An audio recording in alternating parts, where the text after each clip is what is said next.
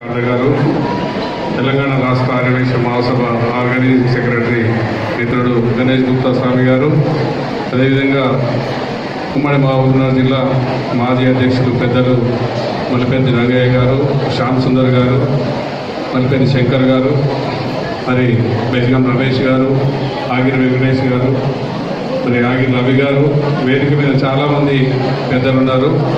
అందరికీ కూడా మరి నూతన సంవత్సరం మరియు సంక్రాంతి శుభాకాంక్షలు తెలియజేస్తూ ఈనాడు ప్రప్రథమంగా 2018 సంవత్సరం మరియు 2వ తారీఖు నిన్న రంగారెడ్డి జిల్లా మాజీ అధ్యక్షులు ఆర్గనైజింగ్ సెక్రటరీ గణేష్ గుప్తా స్వామి గారు శంషాబాద్లో అయ్యప్ప పూజ చాలా పెద్ద ఎత్తున కార్యక్రమాలు ఇచ్చారు. మరి 2వ రోజున మన అమ్మవారి చరిత్ర కార్యక్రమం సరస్వతి గారు ఇంత పెద్ద ఎత్తున నిర్వహించారు. మరి మంచి దైవ కార్యక్రమం ఈ సంవత్సరంలో ప్రారంభమైంది. మరి అన్నీ కూడా ఇదే విధంగా విజయవంతం కావాలి. మనం ఇక్కడ ఇంతమంది కూర్చున్నాం, మనం ఉపన్యాసాలు ఇచ్చే సమయం కాదు, ఈ సందర్భం కాదు. పెద్దలు మరి వేమ సుబ్రహ్మణ్యం గారు మరి వాసవి మాత అమ్మవారి చరిత్ర మనకి వినిపించడానికి మరి అంత దూరం నుంచి వారు వచ్చారు.